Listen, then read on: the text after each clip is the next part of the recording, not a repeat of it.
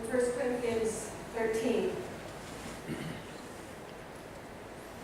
Even if I speak in all the tongues of the earth and those of the angels too, but do not have love, I am a noisy gong, a clanging cymbal. If I have the gift of prophecy such that I can comprehend all mysteries and all knowledge, or if I have faith great enough to move mountains, but do not have love, I am nothing. If I give away everything I own to feed those poorer than I, then hand over my body to be burned, but do not have love, I gain nothing. Love is patient. Love is kind. Love is not jealous. It does not put on airs, and it is not snobbish. It is never rude or self-seeking. It is not prone to anger, nor does it brood over injuries. Love doesn't rejoice in what is wrong, but rejoices in the truth. There is no limit to love's forbearance, for its trust, its hope, its power to endure. Love never fails. Prophecies will cease, tongues will be silent, knowledge will pass away. Our knowledge is imperfect, and our prophesying is imperfect. But when the perfect comes, the imperfect will pass away. When I was a child, I used to speak like a child, think like a child, reason like a child. But when I became an adult, I put childish ways aside. Now we see indistinctly as in a mirror, but then we shall see face to face. My knowledge is imperfect now, but then I will know even as I am known. There are in the end three things that last: faith, hope, and love. And the greatest of these is love. As I look around the congregation this morning, I see lots of faces and lots of people who can share amazing stories. And unfortunately, we don't have time this morning to hear all of them. But over the course of time, we will.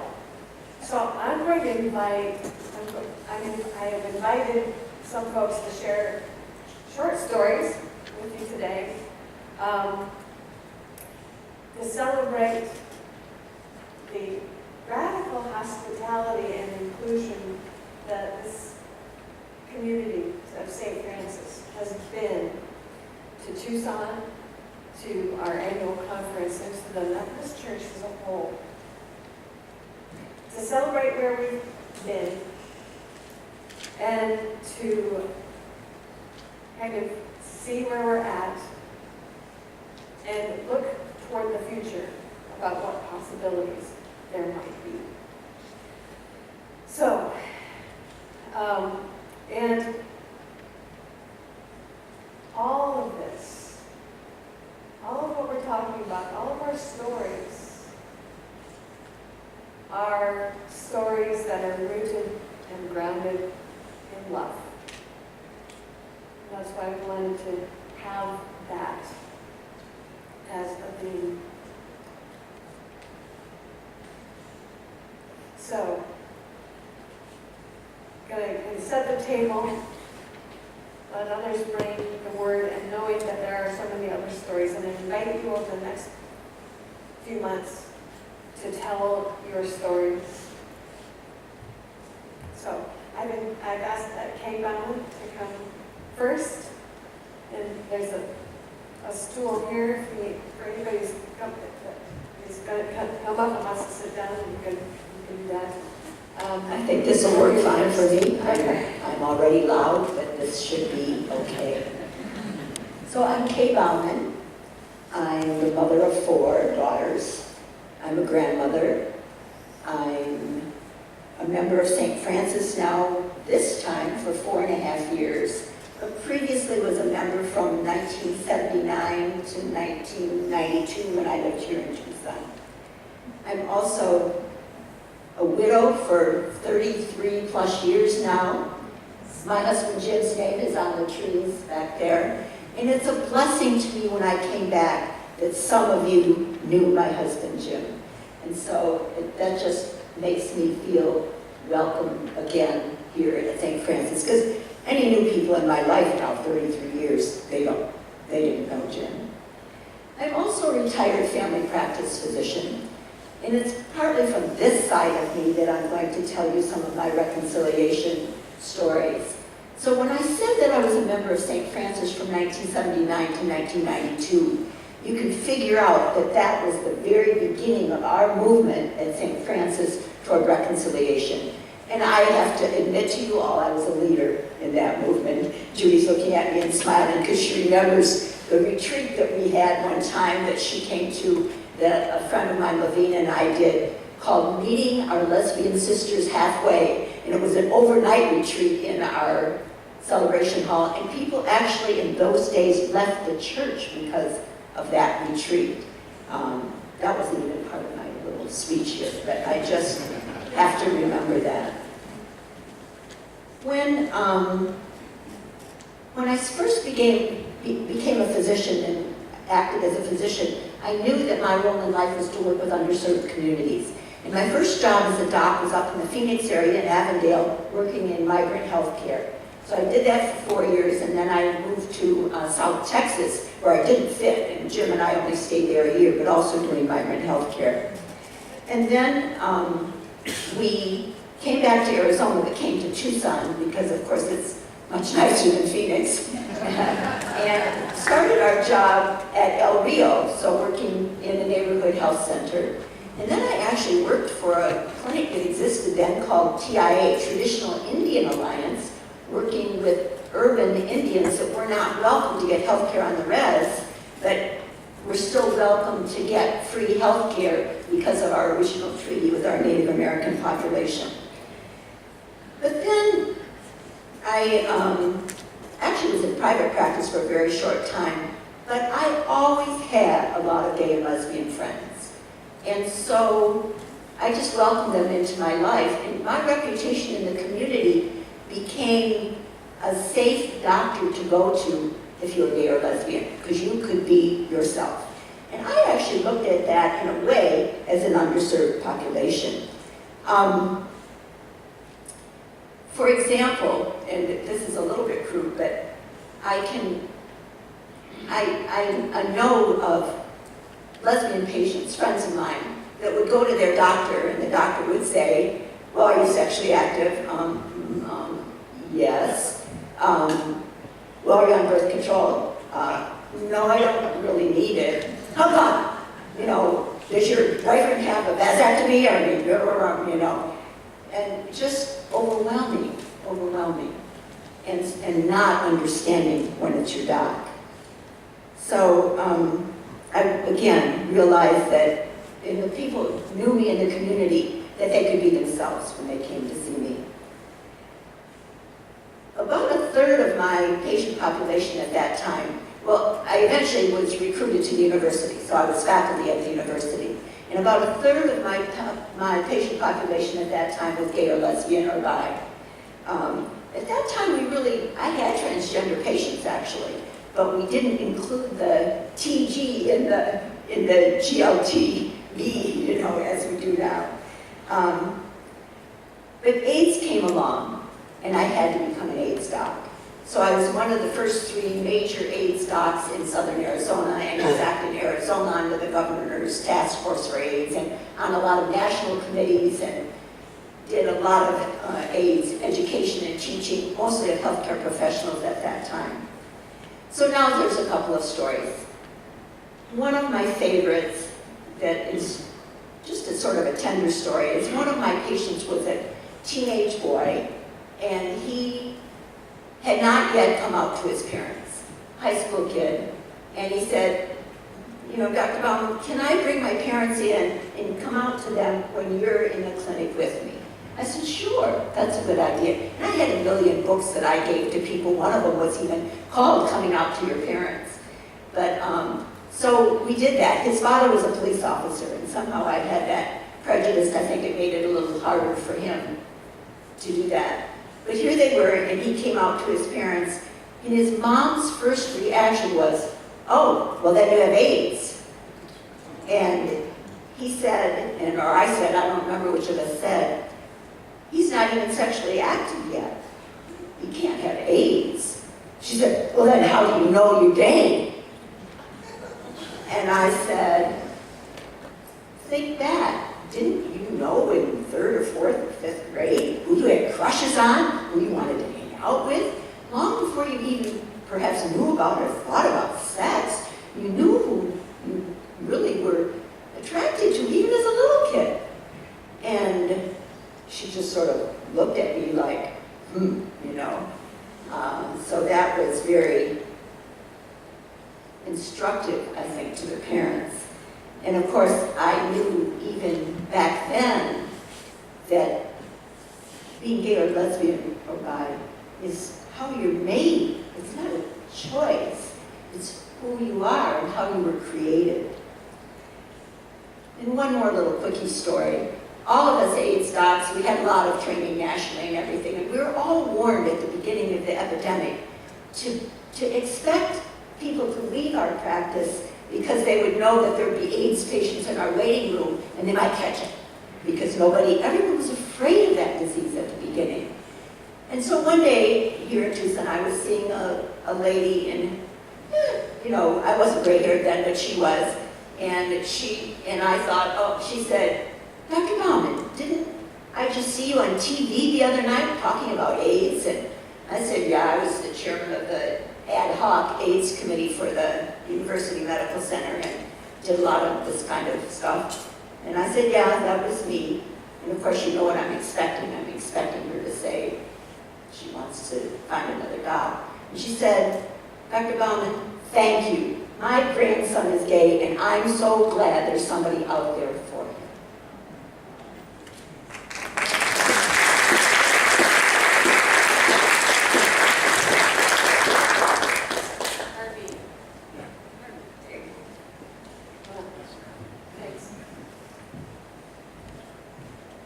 My name is Harvey Kemp, and in the early 1980s, we're talking about AIDS with K.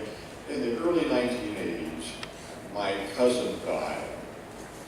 Middle-aged man, 45, single. I'm sure that if he had lived a couple more years, perhaps even just a few more months, he would have been diagnosed with AIDS. At his funeral, other than our family members, there were only 3 very sad middle-aged men. And as I thought about that, I became very sad myself because I realized what a lonely, isolated life he lived.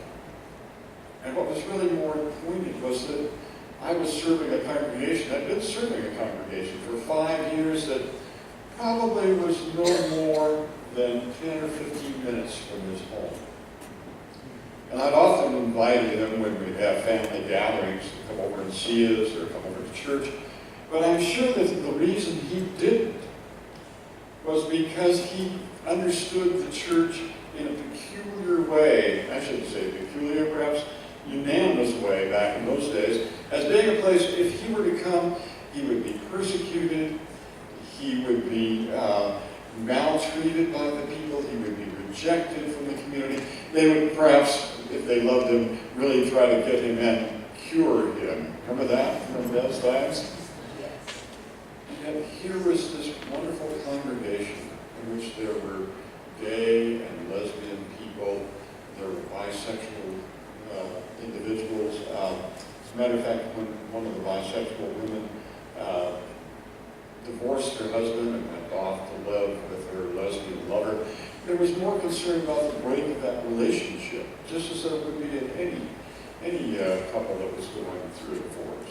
And the gay members who were there were accepted. You know, it was just Frank and Bill. They were always there when there was a church work day. And this church that was full of construction people really respected them because they came and worked right along with everyone else. And here was this congregation, and yet my cousin, who would have been welcomed into that congregation, was afraid to come. Now, as Sandy said this morning very eloquently, St. Francis is a place that welcomes us all. It's unique in that respect. Well, let's hope it's not that unique, because obviously I served the congregation in the San Fernando Valley that was open and welcoming? Was it the influence of living on the backside of Hollywood? Well, maybe, a lot of our people were involved in the Hollywood stuff and involved in the studios. But I don't think so.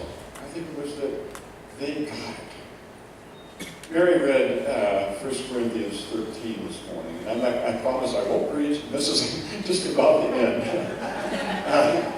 But oftentimes we look at 1 Corinthians 13, and we think of this as a statement about the nature of love, about the ontology of love, but it's not. Paul was preaching to a whole group of people who didn't know how to love. And this is how you guys love. I mean, those people in Corinth were just clueless about this stuff. This is how you love. At St. Francis, we're that place that offers love. We're that place that is different. And people need to know about that. About 7 or 8 years ago, the Reconciling Ministries Network had a theme for the year, and I think it maybe went on 2 or 3 years, called Believe Out Loud. There are so many people who are living isolated lives, who need community, who need to be a part of a community of people that share God's love, that we need to be telling people, St. Francis is a different place. This is a place for you. This is a place where we're all welcome. Hey, they accepted me, didn't they?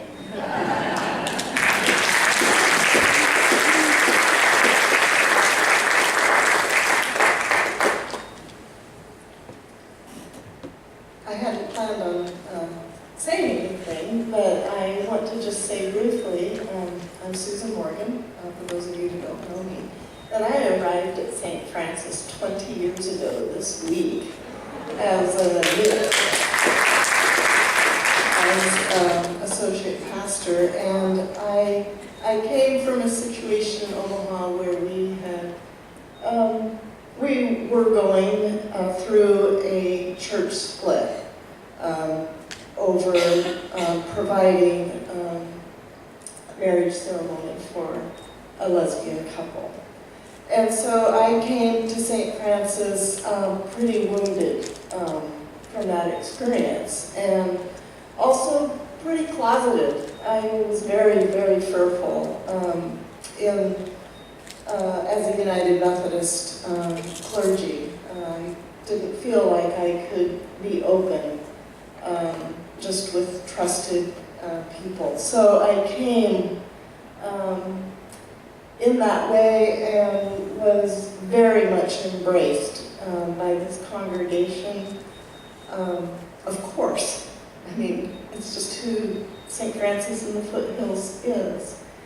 And the Reconciling Committee was a group within the larger congregation that worked in so many ways to make changes in the United Methodist Church, particularly in the Desert Southwest Conference. And indeed, I have seen amazing changes at the conference level over the past 20 years. We have a lot more work to do, of course, but when I look back and see the support that we have now, it's incredible. Those many years ago, I came to a point where I needed to personally step back from the institution. The wounds were, I needed to step back and take care of my own wounds for a while. So I've lived a very quiet life, gardening and falling in love with Mary and creating a family with her and Sarah, and thanks to changes in our culture, being able to get legally married. And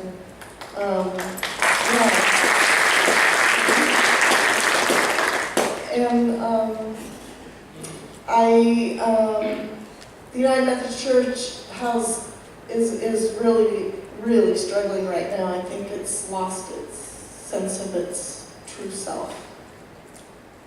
And it's easy to just walk away from that because it's such a difficult situation. But I believe there are ways that we can be in touch with the love that we each know and carry and share with each other, and continue to plant those seeds of love, even at the institutional level. I'm grateful for all the people who continue to do that. So thank you.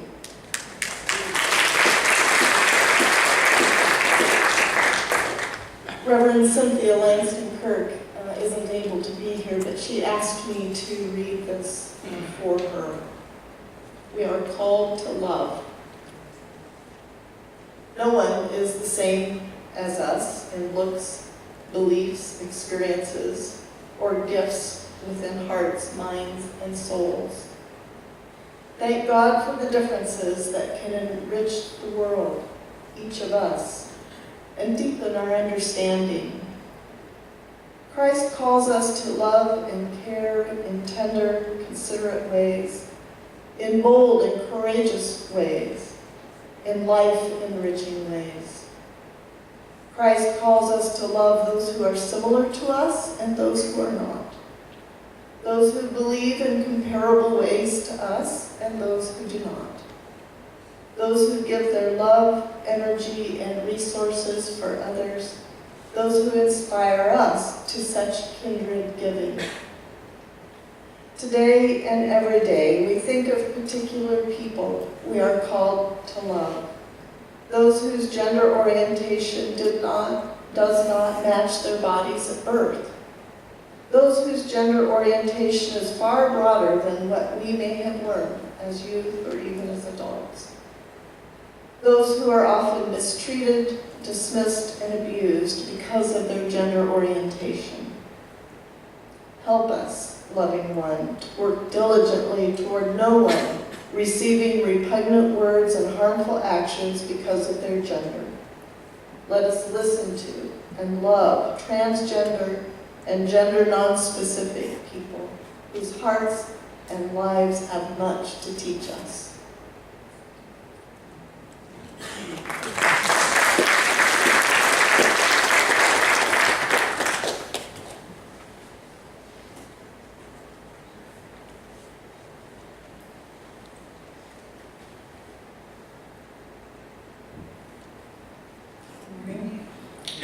My name is Karen Sparks, and excuse me, what I'm going to read is a letter, that's probably the best way to say it, that was written by Scott Morris, and Scott and his wife Doris were the beginning and 20 years of Reconciling Committee, and I think we wore them out, and I joined 3 years ago, and say a prayer for me because I stepped into those shoes that are so big.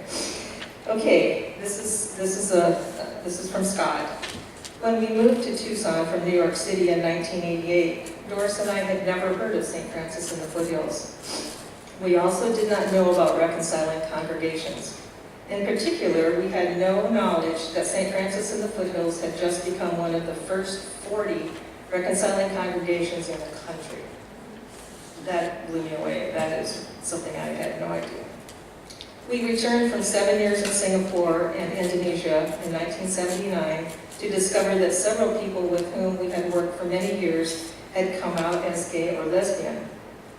This was a surprise to us, but these were people we had known and respected for their deep commitment and love over the years. It was clear that they hadn't changed. We just had learned something new about them. Over the course of the next several years, we lived and worked side by side with many openly gay people involved in adult literacy work and community development.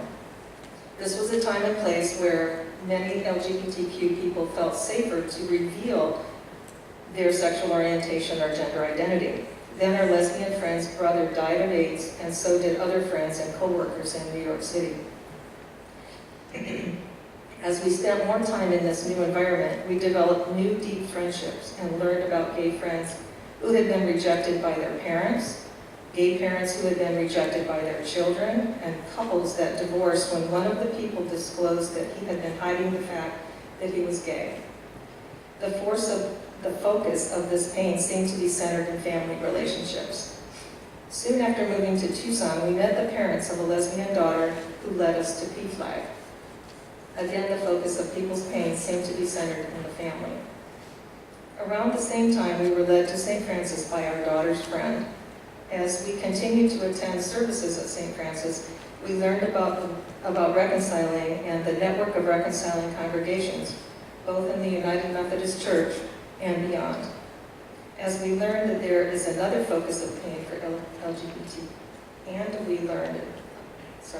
that there is another focus of pain for LGBTQ people. On almost the same level as pain of rejection by one's family is the pain of rejection by one's spiritual community. Our deepest connections are many times to our families and our sources of spiritual sustenance. Then, when either of these connections is severed because we are considered unfit to belong, we experience hurt that is deep beyond any other type of hurt. Over the years, we have gotten to know so many people who are still estranged from their family or from their spiritual community. Some have been sent for conversion therapy to change their sexual orientation or gender identity. Some have simply been excluded, either partially or totally. Some have been grudgingly admitted with strings attached. Don't talk about it. You can attend, but you can't lead a committee. You can be a member, but not a pastor. You can't teach Sunday school. You can't get married in our church. The message so often sounds to the person like, God doesn't love you, or God will not love you unless you change and be like us. St. Francis and a growing number of congregations, conferences, and jurisdictions have stood up to proclaim that this message is not a Christian message. We are now at one of the biggest crossroads that our United Methodist Church has ever experienced. Only the decision to become racially inclusive has been similar. Next year, a special conference will be voting on various models for the future of our church. None of these models calls for inclusivity, but a couple of them allow for inclusivity on a local or regional basis. One of the proposed models calls for exclusion to be enforced throughout the church. We are now a part of a region where inclusivity is practiced. We have openly gay pastors like Raleigh Loomis being appointed to serve churches. Raleigh was just appointed by Bishop Carcanio to serve as pastor at First UMC, Roseville, California. Before that, he was appointed by Bishop Hoshibata to serve as associate pastor at First UMC. Just 2 years ago, Reverend Karen Oliveto was elected bishop in our western jurisdiction. We are in a region where exclusivity is the rule, not the exception. Whatever happens, this is Scott, whatever happens, I am committed to being engaged in an inclusive church.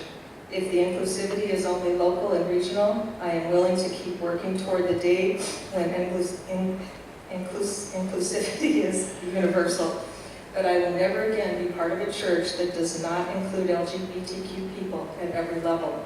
I believe that a church that will not include LGBTQ people does not include Jesus either. Thank you.